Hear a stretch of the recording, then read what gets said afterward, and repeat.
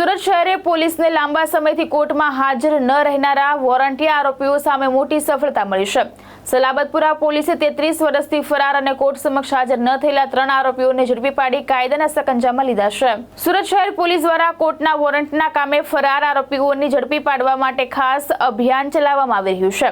આ ઝુંબેશ અંતર્ગત સલાબતપુરા પોલીસ સ્ટેશનની ટીમે 33 વર્ષથી કોર્ટમાં હાજર ન રહેનારા 3 આરોપીઓને શોધી કાઢી તેમની ધરપકડ કરી છે।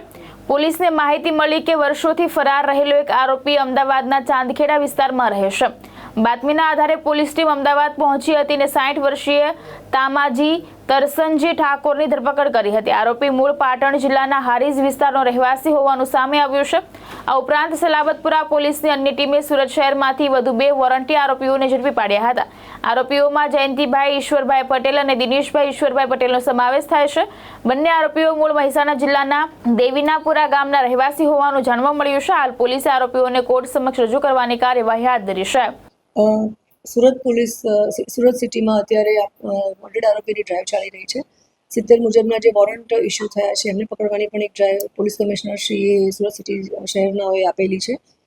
જે દરમિયાન એક્સરસાઇઝ કરતા સલાબતપુરા પોલીસ સ્ટેશનમાં જે 33 વર્ષથી 1992થી જે આરોપી ફરાર છે, જે લૂંટધાડનો આરોપી હતો, જેના વિરુદ્ધમાં 70 મુજબનું પણ વોરંટ નીકળેલું હતું। તામજી તરસનજી ઠાકોર, જેની ઉંમર 60 વર્ષ છે, જે ચાંદખેડા અમદાવાદ શહેર ખાતે રહે છે, એની ઉંમર સોર્સથી અમને ઇન્ફોર્મેશન મળતા અમે ઇમિડિયેટલી ટીમ રવાના કરી અમદાવાદ અને એને અટક કરેલ છે। નાની મોટી છૂટક મજૂરી કામ જ કરે છે। અને આ સિવાય બીજા 2 આરોપી છે જેના 70 મુજબના વોરંટ નીકળેલા હતા। જયંતિભાઈ ઈશ્વરભાઈ પટેલ, જેની ઉંમર 63 વર્ષ છે અને જે મૂળ મહેસાણાના રહેવાસી છે। દિનેશભાઈ ઈશ્વરભાઈ પટેલ, જેની ઉંમર 66 વર્ષ છે અને એ પણ મહેસાણાના રહેવાસી છે। આ લોકોને પણ 70 મુજબનું વોરંટ હતું અને એક્સરસાઇઝ કરતાં અમને લીડ મળી કે અત્યારે ડિંડોલી વિસ્તારમાં સુરત સિટીમાં જ રહે છે। બંનેને અત્યારે અમે અટક કર્યા છે અને પોલીસ સ્ટેશનમાં સલાબતપુરા પોલીસ સ્ટેશનમાં 3 જણને અમે અત્યારે અટક કરેલા છે। આ 3 જણા લૂંટધાડના ગુનામાં જ આટલા વખતથી વોન્ટેડ હતા।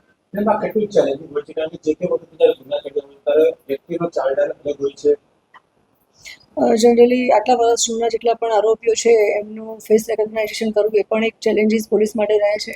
ઘણી વખત એડ્રેસ પણ બદલાઈ જતા હોય છે।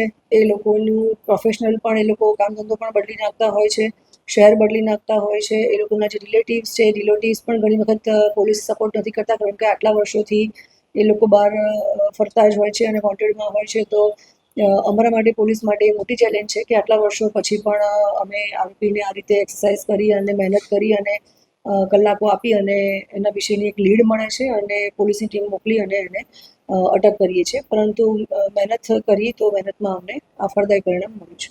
ભાવેશ ઉપાધ્યાય, દ્રષ્ટિકોણ ન્યૂઝ, સુરત।